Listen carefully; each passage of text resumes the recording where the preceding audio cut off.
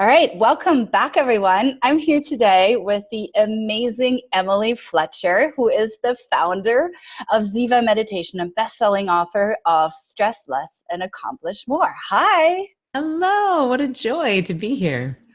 We're very excited to have you here. I'm personally very stoked that I get to ask you a million questions. No, probably just a few questions about your new book that recently came out. I read it and I wanted to share the message that you have in this book with our audiences. Thank you for taking the time to read it and dive in. And I think that the message can really change a lot of lives. So let's do it. I agree. So what I love about it the most is that it's so approachable. You know, it's not too esoteric that it loses people in the process of explaining why meditation is so powerful and why everybody should want it and should use it and the results you really get from it. So what brought you to really writing this book and making it so accessible? Well, I think it's exactly what you said. It's that I wanted to make meditation as attractive and accessible as possible. You know, at this point, most people know they should be meditating. You know, the science is in. Most people are not meditating. And I mean, you know, gathering around with your family at the holidays and meditating first thing in the morning, accessible. Like that's how mainstream I want this stuff to be. And, you know, in the 70s, people weren't really exercising, believe it or not. Like exercise was still like, oh, is that good for you? Or is that bad for your knees? Like we didn't really understand that if you exercise, you get healthier. And I think that's kind of where we are with meditation. We're like, oh, is meditation a thing? Will that help my productivity? Should I be doing that really every day? And I think that I just wanted to bring it home and my goal in writing this book is that once you finish reading it, it would be a no-brainer, that you would just be like, of course I'm going to meditate every day. I can't afford not to. I don't have time not to meditate every day. And I feel like, you know, with my performance background, you know, used to be on Broadway and I've taught, you know, 15,000 people to meditate at this point. So I know how to make things entertaining and I know what roadblocks people are facing. I know what barriers and what resistance points people face. So I wanted to just do my best to look at the science behind all of that and put it into one book. Yeah. And I think you've done a fantastic job. I personally have sent this book to several of my clients who are like, I want to meditate. I know how to do it. I don't know how to do it. I don't really know what to do with this. Well, I think they're not alone because, you know, because meditation is simple, people think that they should already know how to do it. Right. But really, it's like any other skill. And if you don't invest a bit of time in training yourself, then it's always going to feel frustrating. You're always going to think that it's hard. You're always going to feel like you're a failure because you can't clear your mind. And so I think that even though meditation is simple, we have to reframe it as a skill like any other and know that, you know, you wouldn't do a 21-day Japanese challenge without first learning how to speak Japanese. So why would you do a 21-day meditation challenge without first learning the skill of meditation? Yeah. Yeah. What do you think is the number one obstacle people experience? Well, can I cheat and do two? Yes. Okay. Because I'd say the number one obstacle to people starting is that they want to. You know, everyone wants to meditate, genuinely, I think. They're like, okay, I get it. And then they're like, all right, brain, stop thinking. Sure would like a snack.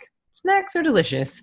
No, I'm thinking about snacks. I suck at meditation. I quit. And then that's the beginning and the end of most people's career. Like, well, I tried it, but I couldn't clear my mind. You know, my brain is special. My thoughts are special. My mind is too crazy. I just can't meditate. And that makes me sad because then people are potentially robbing themselves of a lifetime of better performance because they're judging themselves based on misinformation. And so the really good news here is that the mind thinks involuntarily, just like the heart beats involuntarily. So for anyone who's ever felt like a meditation failure, you're likely not a meditation failure. You just haven't been given a technique that was designed for you and you haven't been trained yet. So that's the big one, is that people think they should be clearing their mind when thoughts are not the enemy of meditation. Effort is. And then I'd say the second big obstacle people face is time. Right? They're like, okay, I want to meditate. I know it's good for me. I know the science is in, but I'm busy. And to be very honest, that's why I wrote this book. I wanted to reframe meditation as the productivity and performance tool that it is, so that no one can use the excuse ever again, I'm too busy to meditate. That would be like saying, I'm too busy to go to the gas station to fill up my gas tank, but my tank is empty. It's like, well, do you want to do you want to be run down on the side of the road, or do you want to spend 2 minutes filling up your tank? And Right. that's what we're all doing. We're all running on empty, and we're running around in these fight or flight stress reactions, and we're not utilizing the full cognitive capabilities of our brains. And we're asking our bodies to work so much harder than they need to, because we're wasting that energy in this fight or flight stress reaction. Mm. And so with meditation, because you get out of that fight or flight, you start to take that blood and energy away from the amygdala, which is the fear center of the brain, so that it frees it up to come to the executive function of the brain. So you actually get a fighting chance of choosing how you want to live your life. You get a fighting chance of choosing how you want to respond to the demands of your life. So in a million different ways, and this is all the stuff that I cover in the book, is basically like stress is making us stupid, sick, and slow. And so if you are not meditating, then you are not as smart and fast and creative as you could be. And Mm. so why not? And so the argument that I make basically is that if you commit to a daily meditation practice, you're going to have more time. Yeah. Yes. Yes, I completely agree. What makes the Ziva technique so actionable and so powerful that it, I mean, this is my assumption too. I'm very biased in this. I want to give that away. Like, feel to me, it's really actionable and powerful, and really gives people results where they feel that, they're moving the needle, right? So that's another big, I think, pain point for folks is that, they want to meditate. They might even try to meditate. They might download a free app on their phone, because that's what everyone's doing these days, because there's a Yeah. bazillion free meditation apps out there. And they're like, okay, I get it. It's good. But I did it. I did 10 minutes of Headspace. I listened to 10 minutes of Calm, and like, it was okay. I felt better. But it's not this like magical wonderland that Ray Dalio and Oprah Winfrey and Emily and, Channing Tatum and all these people are talking about.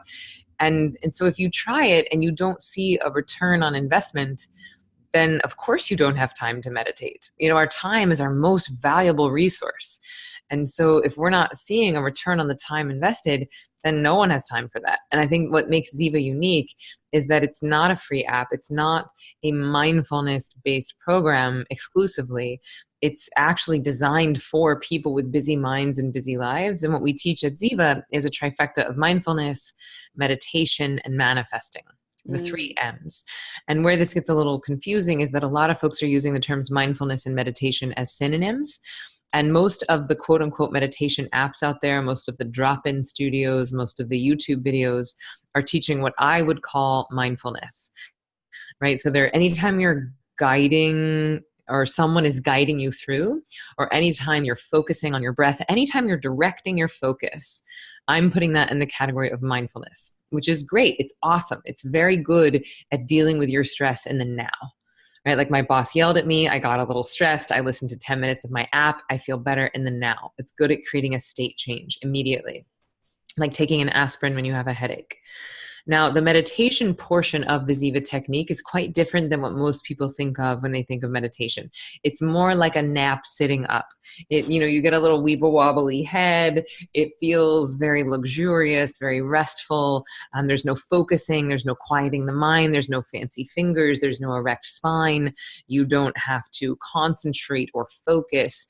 It's really very effortless. It's very surrendered. It's very gentle. And interestingly, you're giving your body rest that's 5 times deeper than sleep. And that's not an insignificant point, because when you give your body the rest that it needs, it knows how to heal itself. And one of the things that it heals itself from is stress. But where it's different from mindfulness is that mindfulness is very good at dealing with your stress in the now. This type of meditation is very good at dealing with your stress from the past. that backlog of accumulated stresses that we all have in our cellular, and now we know epigenetic memory, that is the thing that's making us stupid, sick, and slow. And so at Ziva, it's this deep healing rest that you're getting inside of the meditation, not only allows you to get rid of that backlog of stresses, but makes you more awake in your waking state, which is ultimately what's giving you a return on your time investment. This is the thing that is up-leveling your performance, productivity, and cognitive abilities. Yeah. It's still done sitting up though, right? Yep. So back supported, head free. If you were lying down and doing this, you would just fall into a nap. So it when I say it feels like a nap, but sitting up. Yeah. And yeah. I've been guilty of trying to like meditate and nap. Sure, we've all done a medi nap, and you can meditate, like you can meditate and Yeah. then lay down into a nap. That's Hmm. awesome. Hmm. But if you try to meditate lying down, that's called snoozing. Hmm. Yeah. I mean, now the I call exception it to that, visualization yeah, sometimes. sure. You know? And actually, so that would lead me to the third M of the Ziva technique, which would be manifestation, which is really just creative visualization. And to me, that's consciously creating a life you love. It's you getting intentional about what you want your life to look like. And that you can absolutely do lying down. And if you fall into a sleep, that's totally fine. Okay. Yeah. That's what I do. Great. Yeah. So what is the benefit of actually creative visualizations? Like why do you want actually the third M of this? Yeah. So what's fascinating to me is how infrequently people are doing this. Um, so people might even think that they're manifesting. People might think that they're doing creative visualization or prayer, but what oftentimes they're doing instead is complaining. Yeah. and, and so they're like, no, I've been manifesting a boyfriend. I've been manifesting more money. I've been manifesting a job. And then they say things like, when am I going to get a boyfriend? Why don't I have a boyfriend yet? Why does she have a boyfriend and I don't have a boyfriend? Why did she get a raise and I didn't get a raise? Why can't I lose weight? And if you ask these negative questions, you're going to get negative answers. You're going to find all the reasons that you can't lose weight and why she got a boyfriend and you didn't, and why he got a raise and you didn't. And so we have to train ourselves to water the flowers instead of watering the weeds. We have to put our attention on the thing that we want to grow. And so what we do at Ziva is we utilize this sacred time at the end of the meditation. We utilize that for manifesting. And the real trick to it is imagining your dreams as if they are your current reality. Imagining your dreams as if they're happening now. And, spoiler alert, that's really the secret sauce to manifesting. And so instead of you worshiping the space between where you are and where you think you should be, which is PS the definition of stress, the space between where you are and where you think you should be is the definition of stress. And we do not want to water those weeds. We want to put our attention on the thing that we want to grow. So instead, we utilize this sacred time after the meditation where the right and left hemispheres of the brain are functioning in unison. We're dancing in between that manifest and unmanifest. And we imagine the dreams. We visualize the dreams creatively as if they're happening now. Wow, that's powerful. Mm. Yeah. Mm-hmm. Yeah. I agree from also my personal experience that the more time you spend on believing that where you want to be is actually real and possible, the sooner you can recognize it when it actually occurs. Mm-hmm. Yeah, I just saw this beautiful quote from Abraham Hicks on Instagram, and I'm gonna see if I can find it really quickly. It's like, the only thing keeping you from your dreams is the fact that you realize they're not here yet. Something along those lines. I'm bastardizing that. I'll see if I can find it. But it was so good. It was like, wow, like, we really, believe that hard. Yeah, here we go. The only thing that keeps what you want from coming is by your noticing that it is not here yet. Yes. So just for these few moments at the end of your meditation, it's like you're suspending disbelief.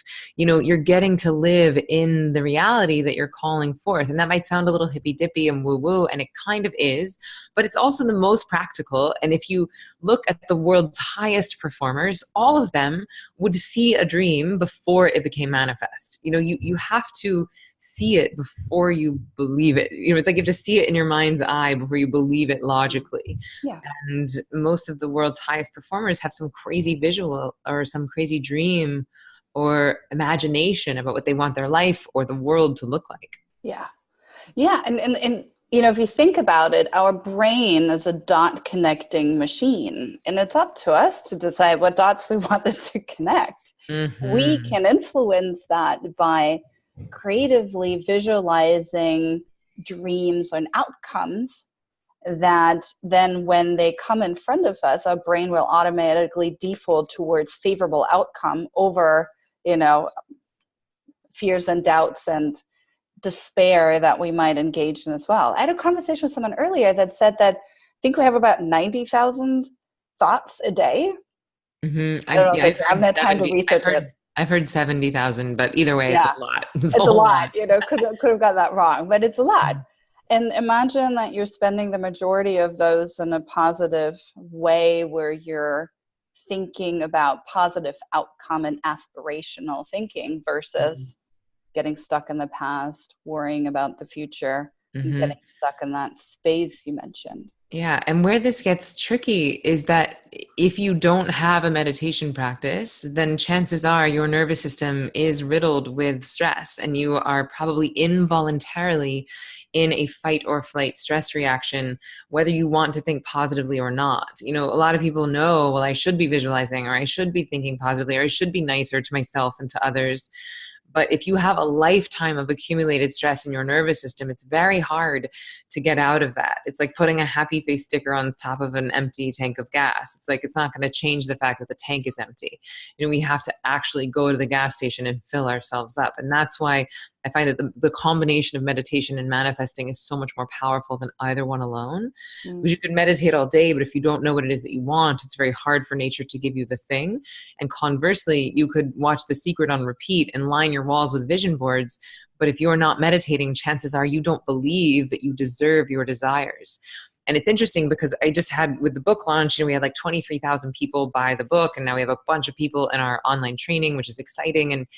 And and so I'm watching, thousands and thousands of people move through our training, and they're like, I love it. I love it. My life is getting better. My anxiety is better. My sleep is better, but I'm having trouble with the manifesting. And I'm like, you guys, you're on day 3, like give it a minute. Like manifesting is decidedly advanced, and Mm. oftentimes if you're only 3 or 4 days into your meditation career, you may not in fact believe that you deserve your desires just yet. It might take a minute to carve out that lifetime of stress from our bodies. So where we start to increase what I call deserving power, where we start to believe that we deserve our desires. And then it's like the gap between your desires and your desires becoming manifest gets shorter and shorter. Mm. Well, and the moment to moment awareness, or as we call it, mindfulness, which I Yes. believe is the same thing, right? Allows us to then also recognize how they're getting closer and closer together because we're starting to pay attention. So there's a Yes. cause and effect relationship where we're like, oh, I thought about this and then it appeared, and then I thought about that and it occurred, and I wanted this to change and it did. And Mm. so, that's why the third M, the first one, is so essential for the Mm. rest of them.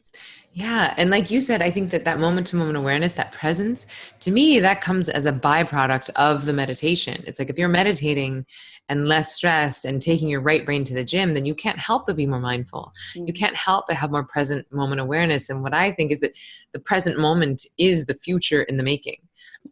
And the more present we are right here, the higher quality seeds we're planting for the future. And you're also like eyes open, aware of all the serendipity and synchronicity and patterns unfolding around us all the time. But if we're stressed, our vision literally changes. We go from having this wide vision to tunnel vision. That's one of the things that happens when we launch into fight or flight. And so we quite literally aren't as aware or as open to all the magic that is available to us when we're stressed. Yeah. Yeah. So let's talk a little bit more about the amygdala and the Okay. fight or flight.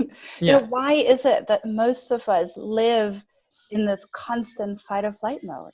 The Mm. overstimulation of the amygdala. Yeah. So when we get into fight or flight, the amygdala, or the fear center of the brain, is where that takes all of our blood and our energy, and it's basically trying to keep your body and brain alive.